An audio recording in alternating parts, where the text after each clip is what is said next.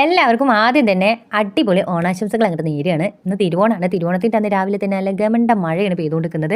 കുടു എഴുന്നേറ്റ് വന്നിട്ട് കുളിക്കണോ എന്ന് പറയുന്നുണ്ട്. ഉഷാറ് തണുപ്പാണ്, അതുകൊണ്ടാണ് ഒരു രക്ഷയില്ല തണുത്തിട്ട്. ഞാൻ പറഞ്ഞു ചൂടുവെള്ളമൊക്കെ ഉണ്ടാക്കി തരാമെന്ന് പറഞ്ഞ് സോപ്പിട്ടിട്ട് ആ കുളിപ്പിക്കാൻ വേണ്ടിയിട്ട് തലയിൽ എണ്ണയൊക്കെ തേച്ച് കൊടുത്തിട്ടുണ്ട്. അത് കഴിഞ്ഞ് കുളി കഴിഞ്ഞ് വന്നപ്പോഴേക്കും ആൾ ഫുൾ മൂഡായിട്ടാണ്. പിന്നെ ആൻറ്റി വരുന്നുണ്ട്. അപ്പോൾ ആൻറ്റിയുടെ കൂടെ അമ്പലത്തിലേക്ക് പോകണമെന്ന് പറഞ്ഞു, ആൻറ്റിയും ഫാമിലിയും. അപ്പോൾ അവൾ ആൻറ്റിയുടെ കൂടെ അമ്പലത്തിൽ പോകാൻ വേണ്ടിയിട്ട് മേക്കപ്പ് ഒക്കെ ഇട്ട് സെറ്റ് ആയിട്ടുണ്ട്. അപ്പോഴേക്കും കിലു എഴുന്നേറ്റ്. ഇപ്പോൾ കിലുവിന് കൂടെ ഇട്ട് അതേപോലത്തെ ഡ്രസ്സ് വേണമെന്ന് പറഞ്ഞപ്പോൾ അതന്നെ ഇട്ട് കൊടുത്തു. ഇന്ന് നമ്മൾ ബ്രേക്ക്ഫാസ്റ്റ് ഉണ്ടാക്കുന്നത് പുട്ടും പഴം പുഴുങ്ങിയതും പപ്പടമൊക്കെ ആയിരുന്നു, പിന്നെ കട്ടൻ ചായ ഉണ്ടായിരുന്നു. അങ്ങനെ ബ്രേക്ക്ഫാസ്റ്റും പരിപാടികളൊക്കെ കഴിഞ്ഞിട്ട് ഞാൻ ലഞ്ചിൻ്റെ പരിപാടിയിലേക്ക് അങ്ങ് പോയി. അമ്മ അവിടെ ചെയ്തുകൊണ്ടിരിക്കുന്നുണ്ട്. അപ്പോൾ നോൺ വെജ് ആയിട്ട് നമ്മൾ ഇന്ന് മട്ടനും ആവൂലിയായിരുന്നു.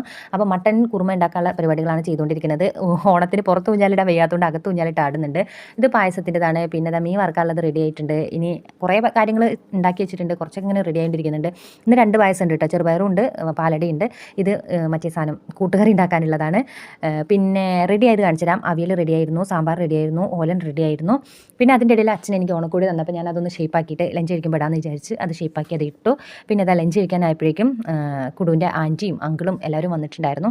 ഇവരാണ് നമ്മുടെ ചീഫ് ഗസ്റ്റ് ഇട്ടാ. എപ്പോഴും തിരുവോണത്തിൻ്റെ അന്ന് അവരിങ്ങോട്ട് വരും, ഉത്രാടത്തിൻ്റെ അന്ന് ഞങ്ങൾ അങ്ങോട്ട് പോകും. 2 വീട്ടിൽ നിന്നും സദ്യ കഴിക്കും. അവരുടെ സദ്യ വെജായിരിക്കും, ഞങ്ങളുടെ സദ്യയിൽ നോൺ വെജും കൂടെ വരും എന്നുള്ളതാണ് ഒരു പ്രത്യേകത. അപ്പോൾ അതൊക്കെ കഴിച്ച് കഴിഞ്ഞിട്ട് ഞാൻ എൻ്റെ ഓണക്കോടിയൊക്കെ മാറ്റിയതിന് ശേഷം പാത്രമൊക്കെ കഴുകി വെച്ച് ഒന്ന് പരിപാടികളൊക്കെ തീർത്തതിന് ശേഷം ഞങ്ങൾ ഉമ്മർത്തിരുന്നിട്ടാണ് കേട്ടോ പായസം കുടിക്കുക. എല്ലാവരും കൂടെ വർത്താനം പറഞ്ഞ് കുറേ വർത്താനമൊക്കെ പറഞ്ഞ് കുറേ നേരം സമയം എടുത്താണ് പായസം കൂടി. ഇത്തവണ 2 വയസ്സുള്ളതുകൊണ്ട് കുറച്ചധികം സമയമൊക്കെ എടുത്തു. അങ്ങനെ അതൊക്കെ കഴിഞ്ഞതിന് ശേഷം പിന്നെ ഞങ്ങൾ കുടുവിൻ്റെ ആൻറ്റിയുടെ വീട്ടിലേക്ക് പോകും. അവിടെ ചെന്നിട്ട് ഫോട്ടോ ഒക്കെ എടുക്കും.